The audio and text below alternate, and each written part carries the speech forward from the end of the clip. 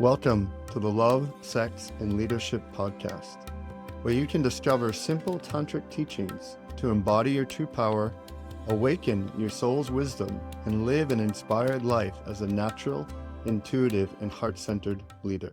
Welcome, everyone, to Love, Sex, and Leadership. My name is Aaron Kleinerman. I am very excited to have a dear friend with us today, Brianna Cribeyer, who I've known for many years. We are fellow co-teachers in the International School of Temple Arts. She is a phenomenal woman, a dear friend, really a powerful impact of how she shows up in the world, both in a group space as well as in life. And one of the things I appreciate about her is there's always a certain level of like tenderness and raw, truthful vulnerability that comes through her in a very impactful way. And whether we're talking about work or business or whatever it might be, and I appreciate the impact that she brings to this planet. So welcome to the show. Thank you so much, Aaron. It was super sweet. It was super sweet. I want to start with this piece. So I'm the only Cribeyer in the world. My parents combined their last names together. And recently, Aaron and I are on an adventure of buying cribs. And I mean, like, you know, when you talk about like houses, like finding houses. So that's how I tell people how to remember to pronounce my last name is Cribeyer, like one who goes in and they like pimps the house out. And amazing. I don't know if I've ever actually learned that skill of your last name. So Cribeyer, I like that. Yeah. I'll definitely remember that now. I know. That's the hack. That's the hack on it. Yeah, Aaron, thank you so much. It's been just such a gift to weave together over this past year and really start to drop in deeper around leadership and around community. And truly a gift to be in this collaboration currently around facilitation.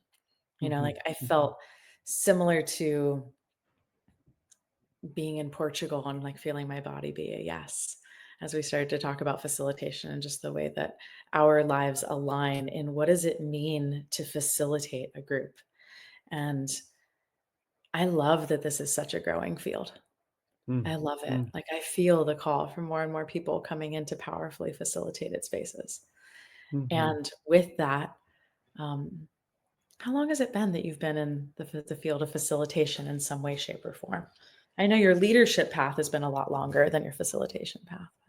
Yeah, I mean, I held my first group or like my first workshop when I was 25, when I was living in LA. And I remember the first time, I was so like, there's so much excitement and nerves inside of me going into that first group and speaking in front of everyone. And then I was like, wow, that was really fun. I want to do more of that. So, yeah, I'm now 42. So that's, 17, 18 years I've been, working and being in front of groups and helping people with deep transformational experiences, helping them really come back into the essence of who they are. Yeah. Yes, And similarly about that amount of time for me, my first foray, I mean, it was a lot of like social justice movement work and leadership development work, but I was with AmeriCorps, which for those that aren't in the States, it's similar to the Peace Corps, but domestic. And my first role, one small piece of it was facilitation and presenting transformational workshops, the same workshop, to both middle school students and our corporate sponsors. wow. Because we wanted to give the corporate sponsors a taste of what we were doing around leadership development and diversity with the students. And I was blown away one time with one of the corporate sponsors. We delivered this and he was like, I'm actually so moved by this work. I'm doubling our contribution, but I'm also giving everyone who is here the rest of the day off to be in reflection. Because people were like really coming out of their shells. And I was like, you don't have any professional development that touches the heart here? But it's, I won't reveal the company, but it's been 20 years of just recognizing how few spaces at that time there were for people. grateful that it's more and more common. But just because it's common to me, because I'm in this world, doesn't mean that it's common to the vast majority of people. And so I think sometimes when people feel like they're in a saturated market, it's like, just remember all the people that actually aren't doing this yet. And Yeah. time after time, I'm actually sitting in retreat right now and facilitation. And time after time, I hear people that are like, yeah, I just stepped into this. Hmm. Even if they're in a big city, they're like, I just got turned on to professional development. I'm like, oh, thank goodness. Or personal development and self-development. Yeah. Hmm. And in these years for you of being in front of groups and facilitating, what do you feel like really from what you've seen makes a good facilitator? Like, what is it that you see Mhm. really works when working with a group? I mean, one of the things that I continue to do my own development and like continuing education around facilitation. Like I love being in new experiences myself where I'm growing. So like I'm currently in a mindfulness leadership course right now, like so that I can bring a more mindfulness practice in. It's drastically shifting my inner world, which of course is going to shift the outer. But about 10 years ago, studying with a mentor, our very first time sitting down, we started to get some clarity on what is facilitation Mm. and how Mhm. is this different than being a teacher or a coach or just leadership in general. And I had a background in nonprofit management, and there are some differences that really come through here. And um, in some ways, it's like I start with an agenda, and then I'm pretty much prepared to rip up the agenda because I'm more concerned about reading the space. Mm. I care so Mhm. much less about, like, what did I think was going to be a good idea, and more so about, like, what's happening here in the space. So I think Mhm. your question was what makes a good facilitator, is that what you said? Mm. Yeah, Or yeah, yeah. like like, to that difference in making something powerful, it's attunement. It's the Mhm. same thing that makes beautiful lovers Mhm. and partners. It's a deep level of attunement and being willing to listen to what's occurring in the space, which means quieting whatever I thought was a good idea Mhm. when I came into it. And certainly, rehearsing the shit out of whatever I thought that good idea was. And um, I think the other piece is really is being in my own practice and walking the talk. Like I can Mhm. feel the difference when someone lives the work that they're facilitating and they've Mm. looked at it through many different angles. And sure, I'll like try some things that I haven't done before. Like that's also really fun for me, Yeah. but only if I have like a deep-seated understanding of where are we going with this. Mhm. Mhm. Yeah, what I really hear in that is a differentiation between someone who's getting in front of a group and regurgitating information and just, teaching bullet points and practices. And of course, there's a time and a space for that. But really this art of facilitation, this art is learning how to see the unseen and hear the ineffable, to hear the things that are underneath that is ultimately the actual guiding, you could say, energetics of the where the group is going underneath the framework of what the retreat or the workshop or the group or the framing is. And what I've found is by doing that, there's actually such a more deeply profound experience that happens for someone than just the information regurgitation. And yet so much of what's taught is like, oh no, you have to like drill down information. They need to know all these bits and pieces. And actually, is that person who's being facilitated to being listened to? Are they being heard? Are they being felt? Are they actually being seen? Or is it just me as some, guru or mentor or facilitator trying to teach them what I think that they should know? Mhm. And this to me Mhm. is where it gets interesting, you know? Yeah, this is where the fun starts to happen. It Yeah, yeah. really is. It really is. It's the element of surprise, it's curiosity, it's practicing deep listening skills. It's recognizing that in every group, there's going to be what I like to call the sacred splinter. Mm. And recently, I was working with a community and doing a reflection period after an event, and they're like looking for really constructive feedback on the facilitation aspects. And I said, that person that was a total pain in the ass that asked that question that seemed like it was going to derail, that was actually the teacher in the room. Mm. Mhm. That moment right there, I was like, yeah, I was annoyed also, I'm not totally free of judgment. I can have these things that pass, but I felt my breath deepen in that moment. And I was like, no, that whole question and even their tone and a little bit of righteousness in it, that was the moment to lean in with that person. Mhm. Mhm. Even though there's history, even though that person is a little bit like divisive in the group, there was a moment there to really be like, tell me more. Mm. What do you think about that? Mhm. Why is that important? Like to get in there with Mhm. them. So it's yeah, I mean, I think this is part of the continuing education piece is like where do I think I know anything about anything? And I certainly don't actually encourage people to come in without doing a hell of a lot of work, Mhm. around themselves, but also like holding a group is it's no yeah, it's I mean, I don't wanna say that it's not easy, like, that's not quite it, but it's no small deal when someone Mhm. says yes, and bringing people in and having people trust you, but also extending that same trust to the group.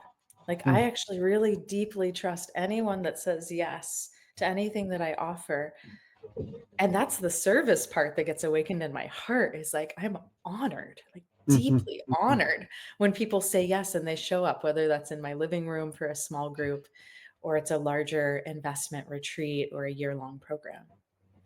Yeah, because there's something in their commitment to this space it's not a surrender of who they are, but there's like a surrender to being willing to be guided. I look at it from a framework of like going into a yoga class. Like I'm aware that I'm bringing myself there to be guided by that teacher and a certain level of postures and flow and a level of synergy that's going to support them. And I also, where I really love and support is that in the spaces that often you and I are facilitating is there can be some edgy places. We're working with emotions, we're working with sexuality, we're helping individuals find like their true authentic yes. Like one of the things I love is when someone actually feels like they're full like fuck no to doing something that I've invited. I'm like, great, amazing, you're taking care of yourself. Like what a beautiful thing.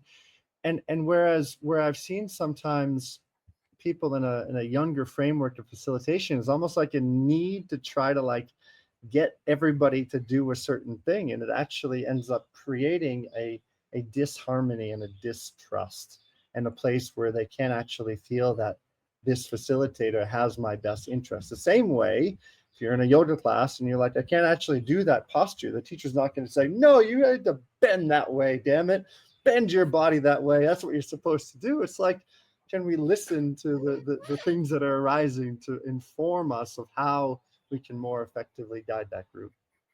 Yeah. That just took me back to this like early Ashtanga trauma. Just go ahead and breathe while I squeeze your body together. Yeah, I mean, it's an easy trap to fall into. You kind of said it as like newer facilitators, young, kind of the youngness in the field of this, and still I can get quite attached. But I think it's Mm. now I recognize like, oh, I'm attached to it looking a certain way, and Mhm, so I'm going to bring mhm, myself back to presence and notice like this doesn't really have to do with me or how I thought it was going to go. mhm, Um, this example though of tearing up the paper, I mean, I was working with a small group a few years back and we'd planned a whole curriculum over a couple of hours. We needed to deliver something. And I was the person who was taking all the notes and organizing everything. And then we got up to get ready to present. We're like 3 minutes from presenting, and they're like, "You have the notes." And I was like, "No, I, I, I put them in the fire. We don't need them." I mean, I was obviously messing with them, but it was, but there was something in that. There was something in that that I actually recognized in that moment. And I mhm, was going through a thesis study and delivering, and I kind of intentionally like tossed my notes to the side. So something that I was tracking even at that period of time was like, what is really available here if I can begin to release so much of what feels important? and have a deeper layer of trust, which is what I'm asking for from the group. I'm asking the group to come with me on a journey. I'm asking Mhm. them to trust me. I'm and I'm also like really accepting that they don't, and that trust is not an easy thing to come by. And why should they trust me? But like, can we actually be in this together? Like, can we go Mm. along on this ride together? And it's those difficult conversations and leaning into them and being in the realness of it, just even thinking about co-facilitating and like the dynamics that are at play. I mean, you and I have definitely worked with some amazing characters over the years in co-facilitating is just my favorite. It's way different than being a solo facilitator. But Mhm. it's one of the pieces that I think is so important around facilitation also, is like acknowledging like there's a dynamic at play here and we Mhm. have nowhere to hide it. But we're Mm. also sitting here as humans willing to face it, meet it, and move forward with all of you and Mhm. not Mhm. pretend like it's all polished. Yeah. The words might be polished, but like our dynamic, like clearly we have a weird thing going on. Yeah, I love that you bring this in because, obviously I know you and Blake teach together. I've talked We do. together with many, not current partner, but, my past partners. And there's such a strong, like, learning curve. I often say if someone can teach together, live together, be in romance together, and run a business together, it's like that's probably the most enlightened journey I've found yet. Yeah. Yeah. Oh, I hope Blake's listening right now. I just like, you hear that, babe? High 10. Because it's like there's nowhere to run, there's nowhere to hide. Just recently, my ex-partner, Chantel Raven, we were together for over 2.5 years, and we did a lot of facilitation together. And um, a couple of years back, we after we hadn't seen each other for a while, we came back together and taught, and it was 95% like really seamless and beautiful. And we both realized at the end of that, it was like, and this is something that I want to bring in because we both realized that there was something that was still a little bit unspoken. There was something that was there that was still a little like to the outside group, it looked like really polished. It was clear, it was strong, it was there. But we both had an inner recognition, and we spoke about it. We're not in relationship anymore at this time. And so we brought in kind of an outside mentor to just give us some feedback. Like, there's something here that we're holding. There's some type of karma that we're running into over and over here. And so we went through that. We had a really beautiful deep healing, and I had a lot of tears and expression. And we both said, all right, let's try this one more time. Let's try this one more time. Let's see how it goes. So this past December, we taught the same living tantra retreat together in Costa Rica, and we both looked at each other at the end. And we're just like, boom, like high five. Like there wasn't any of that stickiness. There wasn't anything else underneath, and it was like, ah. And I was in such a place of appreciation for both her, for myself, as well as our capacity to do the shadow work. And this to me is a absolute necessity for anyone who's going to be doing advanced facilitation. It's like, are you actually reflecting in the mirror of what's arising in front of you from your partners, from the group, from things that are there, or is it being pushed down in the name of I'm a good facilitator, I need to look at that. When I feel that, when facilitators aren't open to feedback, I'm like, I get a little bit a little antsy about it because I know that's the place, and I'm sure it's the same for you, of where we can grow and expand. I'd love to hear any thoughts you have around that. I'm sure there could be a Yeah. lot. Yeah, I mean, just to name it here for anybody that's listening, watching, tuning in, that's thinking about this, like it's uncomfortable to get feedback, Mm, mm. for a period of time at least, until you just I mean, it's uncomfortable to do burpees until you practice them. True. And like, okay, I got like two in me and then I got to take a break. Um, but I actually find feedback to be the same way. And even though I've been immersed in feedback rich environments for 20 years, I feel like I'm just now really getting how medicinal it can be. Like I saw Mm, the value in it always, but there's something now that like happens. Like I'm on a medicine journey. I'm like blasted open, penetrated, breathing it in, taking it in, noticing the discomfort. Medicine work is so prominent these days. So I'm kind of likening it to that.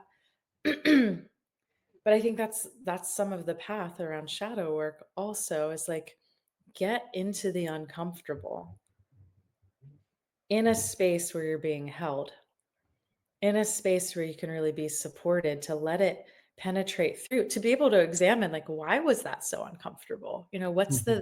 What's the idea that I hold about myself? Like, what is it confronting? What is it coming up against that I'm resistant to it, feeling defensive about this? Like, Mhm. underneath it all, we just want to do a good job. Mhm. And we want to Mhm. be told that we're doing a good job. But if that self-worth wound, or if that validation is not being worked with somewhere else in the world, if I'm not surrounding myself, if I'm not being congruent in some way, it's going to sting more. That's Mm. been Mhm. my Mhm. experience. And with a lot of people that I've worked with over the years, as a coach and facilitator, sometimes, as a coach, I'm supporting facilitators around that, like how they can actually be more congruent with themselves, because I think that's the part that stings. And Mm. why people are resistant to feedback is because they're not being supported and held in the more uncomfortable parts of self. Mhm. And Mhm. once we can really build our community around that, Mm. to see the humanity, to feel it, to go into it, to cry the tears that need cried, to scream into the pillow, to have the conversation with our parents, living or past, and yeah, to start to close some of those gaps. I can't separate out, and maybe this is just me, but I can't separate out the self-development work and, Mm. like, the deeper Mhm. emotional intelligence work and the shadow work. I can't separate that out from facilitation training. I mean, that's Mm. going to be a big part of what we're leaning into in the Art of Advanced Facilitation. It is deeply a self-development, leadership development opportunity. Even when I hear leadership development, I'm like, will this be good for your relationships? Absolutely. There's no way that it couldn't be. We're For going all sure. the way in. Like, there's no holding back. It's everything. It's everything at once. It's holistic. We could have Mhm. just called it the holistic facilitation training in some way, because we're looking at all the aspects. They are so intricately woven in. It's not just how to present something to a room, although certainly we'll work on those skills as well. But there's the depth of it, of, like, where am I really willing to go? And Mhm. that's what I feel like takes people from being a teacher or somebody who's presenting information into, like, really an extraordinary facilitator. Mm. Mhm. Mhm. Absolutely. Can I Pardon me connect one with it? moment. See you close the door. Sure.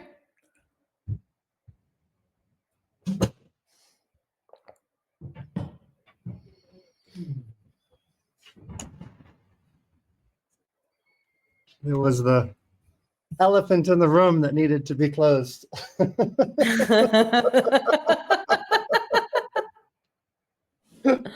And this is, to me, like, one of the things I love, and I love to hear your thoughts on this, is like, I always feel like the space that we're in, the situations that are arising, everything that's coming up is always here for us and not against us.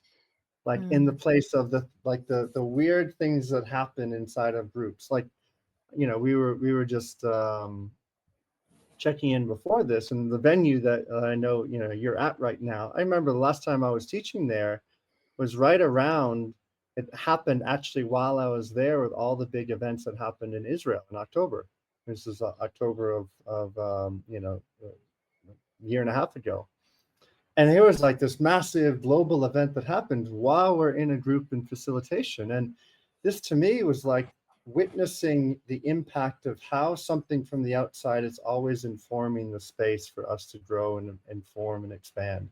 And I think this is a really important tool for both our personal shadow work as well as for the collective shadow that happens inside of a group space. And how can I use everything that's happening in this space, physically, energetically, somatically, as a way to bring us back home into our bodies, whatever that mm, might be? And it's like nothing is outside of that cusp in that arena. And that's also what makes it kind of fun in a sense, because it's not like delivering the same thing over and over again. It's like, all right, spirit, like, what kind of crazy shit are you going to bring up today? Like, where do I get to move with and play with? And that's for me, like, and I'm sure the same for you, running so many groups and events and retreats. Like, I want things to be, I'm not trying to create chaos, but I want to be in forms where I can actually be growing and learning and expanding with the essence of the group in a way that I'm attuned to the nature of where we can go rather than the addiction to where I think it should be. Mm. Hmm. Hmm. Yeah, it's just reminding me of like letting spirit move through me, Hmm. um, but also seeing where it's moving through the group dynamic. Hmm. Hmm. Where is it moving through the group dynamic?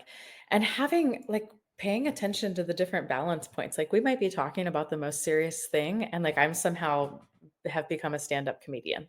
And not to distract or pull away, but actually to support people to go deeper into something that's really dense, to be Yeah. able to, like what is the entry point that the group needs? And other times the group needs to like move with a lot of silence. Hmm. I've thrown in an hour of silent, by whether it's moving meditation or like really just dropping into a silent meditation for a period of time, unplanned, because I'm sensing that there's something that I don't know in the room. Hmm. I mean, and oftentimes, even as the person who's holding the point of knowing what's going on, there's times where people are like, "But I need to know, I need to know, I need to know." And I'm like, "But we don't know. Like we actually we cannot know." And so there's this addiction to knowing that helps Hmm. people feel safe. And sometimes the best thing that I can do is actually to sit back and be like, "We actually, we don't know anything. Like Hmm. there's a relationship here with the mystery that we Hmm. can be in." And so I let a lot of whatever's coming through the group and the questions and the way that the questions are coming through inform what are the hundreds of different directions that we could take this.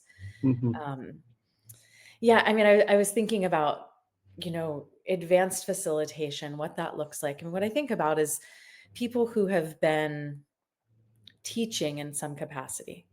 I Hmm. was just talking Hmm. with someone who's curious about the art of advanced facilitation. And they were like, "Yeah, but I'm not like really a facilitator." And I was like, "You've been holding small groups for 10 years." And they're like, "Yeah, but just like in my living room." Like, we, I think of it as like just have some material to work with. Hmm. There's a thirst to want to serve. And then there's also like, do I have enough reference points to be able to move in and through the dynamics to be able to look at myself? That's it. Like, do you have enough reference points to be able to look at self and have something to really work with? And the Hmm. passion. You don't even Hmm. have to know what we're facilitating. In Hmm. fact, like that's some of the fun. When I'm Hmm. holding local events in Austin, I'm often asking the community what they want, not what I'm hot for. Hmm. Okay, I get Hmm. great ideas every day, like it's a manifesting generator. Like I just it just rains down on me. But it doesn't matter what I think my great idea is necessarily if the community isn't inspired by it and it's not their yes. I think that's one Hmm. thing that you and I were talking about as we were creating this too, is like we have so many people coming to us who are deeply interested in leading from a place of integrity and congruency and wondering where to turn to get that information. Hmm. Hmm. There's books about it, but there's nothing like the lived experience of being in a group that will give you powerful feedback and Yeah, hold you in your mess. absolutely, absolutely. Yeah, and I feel like, one of the things we're speaking about is the field of the unknown that happens in a group field. And I think for people listening, they might think, but I don't have enough skills to feel comfortable, enough skill sets to pull out. And one Mm, of the ways I really want to speak to those people is in what we're bringing in and what we're aligning to in this advanced facilitation is, you could say, increasing that tool belt of skills that are there to be able to be with all of the different shades and colors and sizes that can happen in a group field, so that the nervous system, like the nervous system of myself when I was 25 in front of that group, like, and 42 about to, lead another retreat in just a couple of days, it's like my nervous system is so relaxed in the unknown that no matter what happens, I trust in a capacity of my co-teacher as well as myself to navigate the group where it's directionally going. But that's a learned skill through time.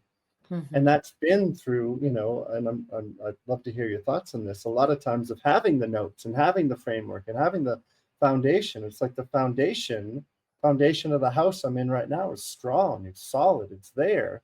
And that allows for this flow of wind and weather and life force to move through. And this is really to me, the essence. Because I see sometimes the other side of this is people are almost like immediately trying to go to the unknown and they're trying to lead in all those spaces, but there's not actually a strong foundation. And people's nervous system feels whether or not it's a held space that they know that they can completely melt into. Is this a safe space that I can completely melt into and I'm going to be held? Or is there not actually the strong foundation that allows for that? And this is Mhm.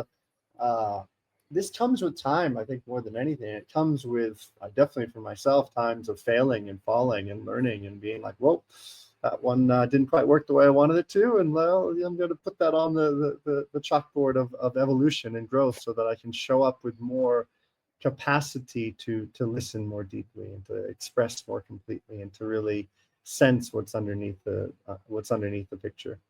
Mhm. Mhm. Yeah, I'm a yes to all of what you're sharing right here, and I just really wanna encourage people that are hearing this, but that doesn't mean sit still. Mm, Maybe it's sit back, but it doesn't mean that you can't start to put yourself in positions. yeah. As we're talking about, like, I love co-facilitating so much, and I co-facilitate with people at all different levels and ranges.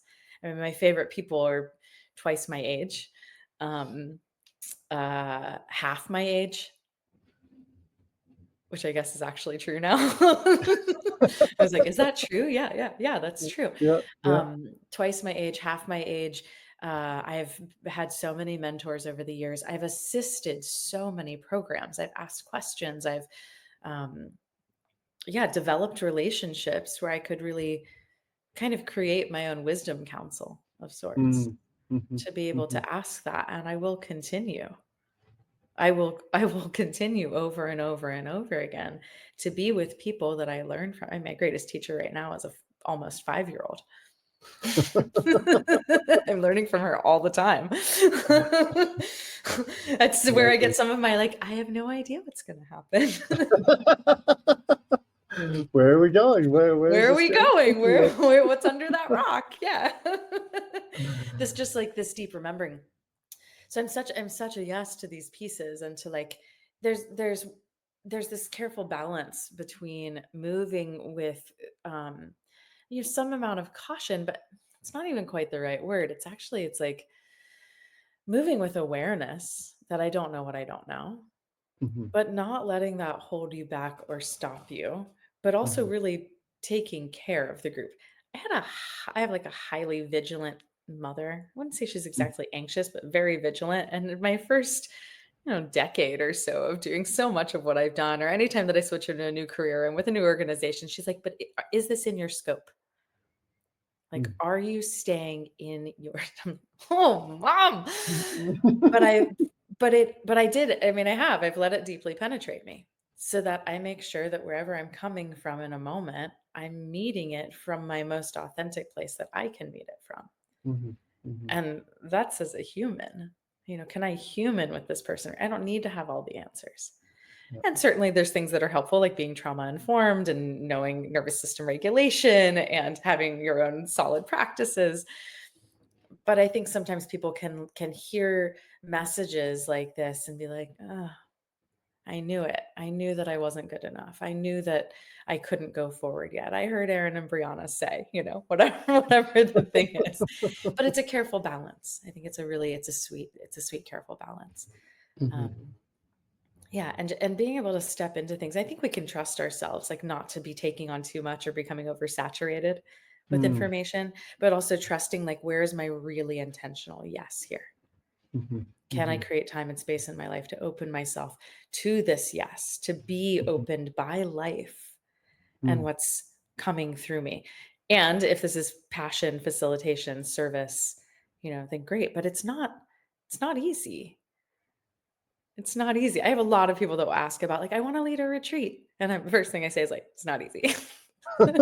It's a labor of love for a while, Hmm. Hmm. particularly if you're just starting out and you're doing all the planning yourself. It's a Mm. lot. It's a lot in there.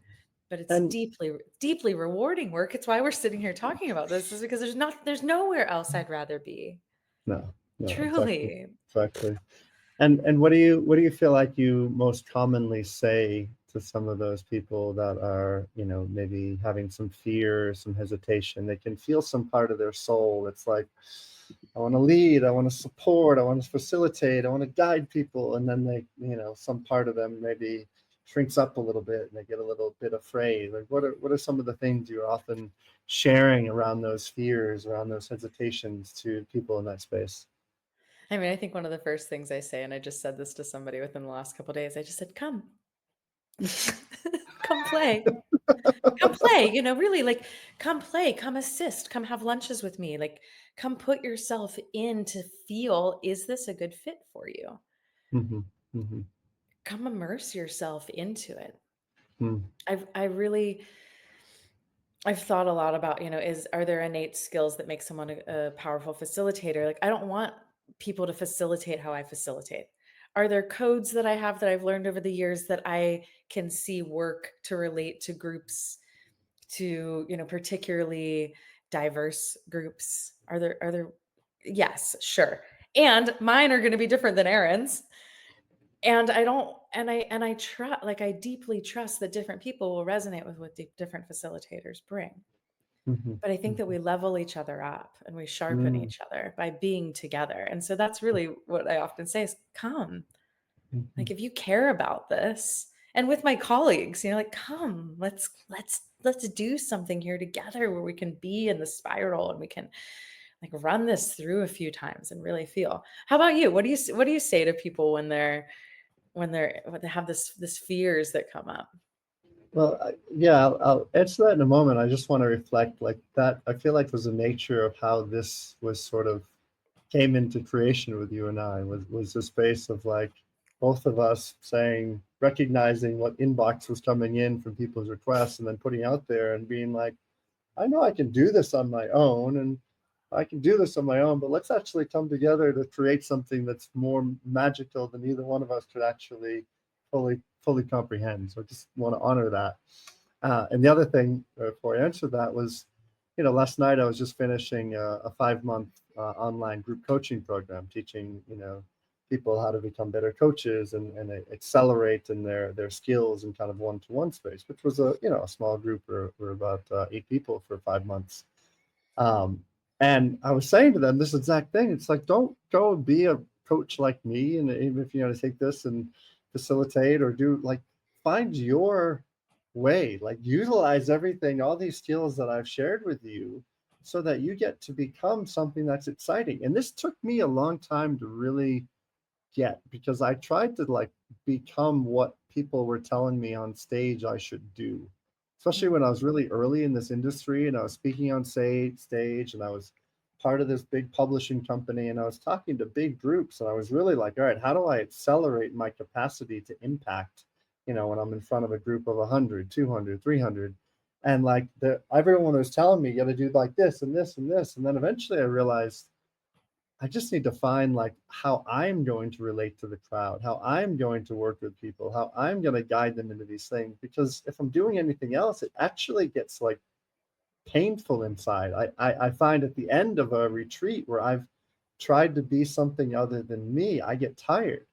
And whereas if I'm just leading from the naturalness inside of me, it's like I can do it, you know, week after week, which I'm trying not to do as much of because I do a lot of that. Same. But it's like I get asked that question all the time of like, aren't you tired? It's like I'm showing up and sharing what's alive in my heart and helping people come back into the naturalness of their body and remember themselves as love. Like it's not very exhausting to me. I get to celebrate it. What a great space to be in. So yeah.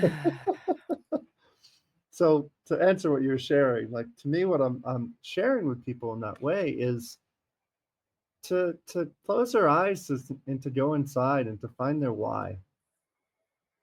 To find the why of what wants to bring them in front of a group, what wants to, have an impact in someone's life. And I find, because my why for when I was younger, especially, was some part of me trying to validate my ego of being seen. And that didn't really work out. I learned a lot of skills and things, but it never really felt fulfilling. And then when I could find a why inside of witnessing deep transformational growth, of helping people become more of their natural born leader, of recognizing that there's nothing else that I actually would want to do with my time that makes me feel more inspired inside, then what else am I going to do now than help other people in this way? And that was the why that drives me. And of course, that why can shift and change. But I would say for really anyone who's tuning in, it's like really get curious, to really get curious on what is that part of you that wants to support. Is it a service of the soul? Is it a validation from mom or dad that you haven't received yet, that you're trying to get by being in front of a group? Because that might work for a little while, but eventually it's not. So it's an invitation to get really empty and to get really curious and present to what naturally and spontaneously wants to move through you, with skills and a framework that lets people that you're guiding know how to be held safely, which is a important piece I always want to return to, because it's not like we're just shooting blindly, where there's an awareness of the somatic energies that we're moving people into, but then we're taking them back into deep states of integration. So yeah, feel the passion light up inside of me. Yeah, I felt it too. That was beautiful. It was beautifully Mm, said. It was beautifully said. Today, and sometimes for me it's different day to day. Like there's the mhm, overarching why. Today, I'm here for the shares, like the share mm, box. Like when people have done something that they weren't sure about, and then listening to the harvest and like letting it go longer because people want to share, and feeling the diversity of the shares, and that they really got that it didn't need to look a certain way. And they're just authentically experiencing themselves, and it's like they're moving themselves by what they're hearing themselves share back to the group during the harvest and the integration period. And like mhm, today, that's what lit up. I like that I'm mm, actively in a facilitation space. And when we talk about this, because I can really be, yes, I'm so connected to what it was today. That, and mhm, sitting down on one of the breaks and having someone just share was moving, and then like I'm just crying with them, mhm, just feeling mhm, the new clarity. It suddenly came in and down and through something they've been wrestling with, at least for their adult life. And something new comes through, not because I told them the answer, but because I just sat and listened, and something that the whole group went through gave them the clarity. mhm, mhm, And all they mhm, needed to do was let it mhm, unfold. Like that's what I'm lit up by. Humans discovering themselves, seeing themselves, and I'm just there to witness it. It's like really, it's like it comes back to this piece of being an honor. Like what an mhm. honor to have, to be able to sit there and watch people discover themselves. It's not really about me at all. I just try to lay it out really clearly. And do you feel like good facilitators or people, do you think it's a natural like extrovert thing, or do you think it's an introvert thing? What's your reference point for that? I have worked with some beautifully well, one, I'm more and more introverted as Mm, I get older. I mean, I think I'm just taking better care of myself. I'm not overextending outwards, and like so I'm resourcing more on my own than I ever have. mhm, mhm, But I've worked with some amazingly talented introverts.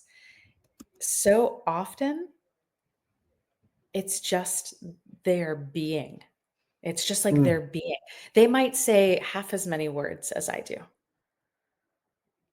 but there's something about their beingness that is just circulating in the space. And I think about particularly like I don't even know if it's a particular, but there's almost like a priest or priestess quality. Like mhm, it's not about the number of words. It's sometimes not even about the clarity, but there's a vibration, because that's their authentic truth. Like that's what's the most congruent thing for that person.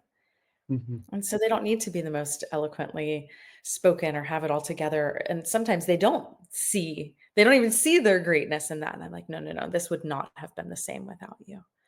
I think of Mm. many Mhm. amazing facilitators that I've worked with that actually don't know how amazing they are. Mhm. But it's Mhm. the fact that they just vibrate, they do their own work, they show up, and the impact is felt by everyone. Like the results and the feedback are right there in the room. Mm. So would you say that's sort of like an energetic permission field that's created with a way of Exactly. being? Mm. Exactly. Yeah, Mm. exactly that. Yeah, there's like, even if it's a quiet, energetic authority, Mm. there's a Mhm. quiet power. And that kind of diversity in leadership is really important. Mm. Mhm. It's really Mhm. important. And I feel just as delighted to have people like that in the training. Now, I don't want everyone to be like me, we're all Yeah. smiley white girls that are 41 and bubbly at times or cry a lot or, whatever box you want to put me in.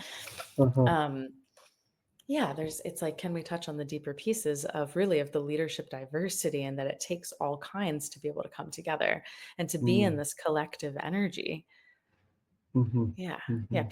People will come because they resonate with the real you. Mm. Mhm. And there's Just a gonna turn to almost the side here. I'm realizing that we're still mid podcast, but someone just came in the door. Pardon me. that's okay. All good. We work with what is. We work with what is. Yeah, Yes. exactly. Yeah, there's a permission field that I think um, we create for people. There's a permission field that sometimes I often see people's inability to step into this is it's as if they're not giving themselves permission to play in the arena that's possible. They're still playing almost in a some of the limiting beliefs that they might still be holding on to. And I love almost watching these moments. Like I was just having an intake conversation with one of the women who's wanting to join our advanced facilitation program. And I could feel in it, there's like this part of her soul that's just like so ready and wanting to do this. And there's still parts of like the humanness that are catching up with this. And it's in many ways good not to overextend and to allow that natural growing progression of the energetics that are able to be held. And this is really where I feel, whether someone going through this is able to go out of it holding a group of 2 to 5 people or 200 to 500 people. It really doesn't actually matter as much. It matters to the degree in which they're getting to meet their own edges. And I could feel that with her. It was like there's this edge of I want to do this. And I know I want to do it. I'm gonna start holding these weekly groups. I'm going to start leaning in this way, and oh, this is uncomfortable. And it's like it's almost juicy just to witness like the uncomfortable stirring inside when there's a being stepping into more of their natural like magnetic magnitude itself that's ready to make an impact in the world, whatever that might be. Hmm. That's it. Mm-hmm. That's it. Yeah, really feeling the fullness of that. The Mm. fullness of that being bringing themselves forward. Mm-hmm. Mm. And so what would you say to someone, who's watching this now, who's like, I like these two. They're a little quirky, but I like these two. I think I'm ready to learn a little bit more. What would you say to someone who's curious to dive in a bit more, ready to take that step, ready to take that leap forward? Come. Come, come, Just come. come. The door's open. Yeah, I mean, there's the multiple layers of that. I think that there's something particularly unique about being able to go in over an extended period of time. Like, what I Mm, think is important about that is that we get to really have the reference point, not just the deep dive that we're going into together, which like is going to be amazing. This beautiful, beautiful place that we call home in Portugal. mhm, But over a 7-month period of time, we get to witness ourselves. We get to witness ourselves being impacted by ourself, being in that Mm-hmm. deep reflection, having time to integrate, really being able to reflect on the journey of what is. Mm. What is Yeah. here? What is now? What is current? Where am I headed? Like something's going to happen. Yeah. You know, I mean, it's that, and I think it's also being really committed to creating value, like being Mm. committed to creating value for yourself. Like, will we be delivering value? Of course, but I've Mm-hmm. taken things that were probably on the surface, like, yeah, there's going to be massive value here, and I was like, I'm not getting anything. Mm. You know, Mm-hmm. but that was because I wasn't choosing in. I learned that lesson real Mm. deep, and a great coach was just like, what would make it valuable for you? And I was like, oh, maybe if I chose to create value, how about that? How But about it's that? how about that? Yeah, but I think it's that deep commitment, to going all the way in. Yeah. Yeah. Yeah. Beautiful.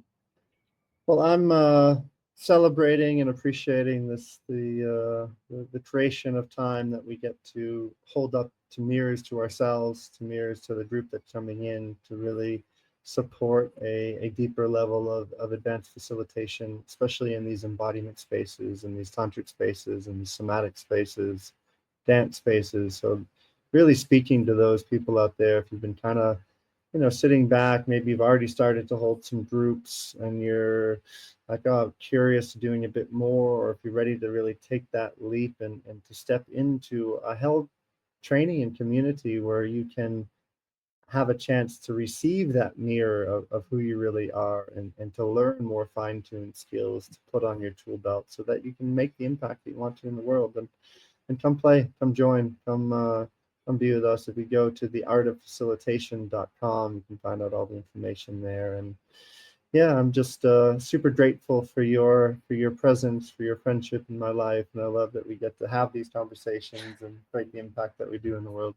It's beautiful. Me too. Me too. Yeah, yeah. And there's so many layers that we can go into in this. And I think the piece that I'm the most excited about is like we're going to go into some of the edgier conversations. Mm. You know, we're Mhm. committed to that. We're committed to like touching the places where fear comes up, and being in it together Mhm. to, to step into those places of the mystery and just really go deep into it. Amazing.